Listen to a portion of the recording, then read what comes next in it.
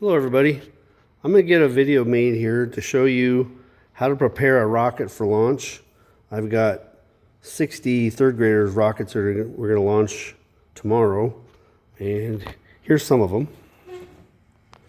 And I'm going to go through the steps on how to put the engine in, how to put the igniter in, the cotton balls to protect the parachute, and very importantly, how to fold up a parachute. Not roll it, fold it. All right, I'm going to put this camera on a stand, and we'll see how well this turns out. All right. So I've got a rocket here. It's built. This is an Alpha.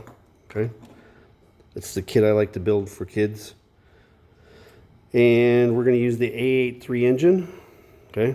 That's its power rating, and the 3 seconds refers to there's a 3-second delay from the time the engine's done burning till it pops the nose cone off and the parachute comes out. All right, so I slip it in the rear of the rocket with the nozzle, the clay nozzle sticking out. I bend back this metal hook, and the engine will just click right in. Okay. The rockets are reusable, the engines are one use only, and the engines come in 3-packs. All right, now I take 3 half cotton balls. I found that about the right number. And you gently push them down the throat of the rocket, the top end. Nothing should be forced. It should not be tight. And these are there to catch sparks, because the ejection charge, when the engine pops the nose cone off, those sparks would melt your parachute and ruin it. Okay? So I've got 3 cotton balls in there. Now, for the parachute. Okay, I always have the parachutes for my students. We always cut a hole in the middle so that they don't blow as far. If you leave a parachute unholed, I guarantee you exercise, and trees will find some of your rockets. Okay, so this makes the parachute easier to put in the rocket, and it also makes it easier to get your rocket back. All right, so you lay out the rocket flat. We practiced this, I think, twice in class, but this is a good reference for parents that decide they're going to let their kids build more rockets, which I would recommend. It's a good, fun, safe hobby. It's good for them to follow directions.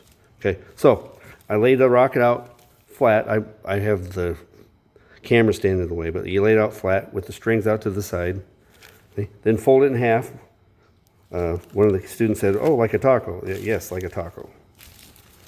So I folded the parachute out flat. And now it's folded in half. Okay? Then you fold it in half again. And you should pull all the strings out to the side. They're not going to be in the way this way. They're not going to get snagged. Then you fold it in half again. With the center of the parachute cut out, the air doesn't get trapped in there either. It's much easier to get a parachute flat. Okay? Now I fold it in half again, and that's about as much as I want to fold it. Okay? Now, we haven't rolled it, and we're not going to roll it. Now, I'm going to fold it in half lengthways like this, and then again like this, and then one more time. Now, if you look at it, see how skinny that's going to be? It's easily going to fit in this rocket tube. Okay, now here's the only rolling that's really involved, and it's not the parachute. Okay, I gently gather all the parachute strings, and I pull them around my folded up parachute, and I'm rolling up the strings. Now they're not going to tangle. I'm rolling up the elastic. Notice the fish swivel I always add to the kids' kits. The rocket kits don't come with fishing swivels. This is so you can unsnap a ruined parachute. It also takes some of the twist out. When the rocket comes down, there's quite a bit of twisting involved, and this gets rid of a lot of that. Okay? So then I'm going to wrap the elastic around the fishing swivel. Okay, I've already got the cotton balls in there. Now, look how easily that slips in and out. That's what you want. You want that ejection charge to blow that parachute out quickly. All right, this rocket would be ready to fly. Now let me show you the last step. How to put it in an igniter. All right. Rockets engines are sold in 3-packs, and they also include 3 igniters. I wish they included an extra one, but they don't. So you have to be careful with igniters.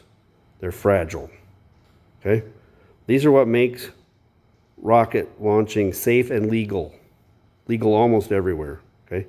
This is not kids doing fireworks. Okay, see that black gunk? It's flammable. Inside that black goop, there's a tiny wire. When we run the electricity through these 2 wires, that tiny wire underneath the black gook gets red hot and lights off the black stuff. The black stuff lights the engine up. Okay, so here's the back end of the rocket. You put the igniter down until it bottoms out. It's touching the fuel of the rocket engine. And then you gently bend those wires apart. Now, the 3-pack of engines and the 3-pack of igniters comes with these plastic little guys. These are made, they're called ignition plugs. That holds the wires and they're tight so that nothing falls out. The wires are held there, okay?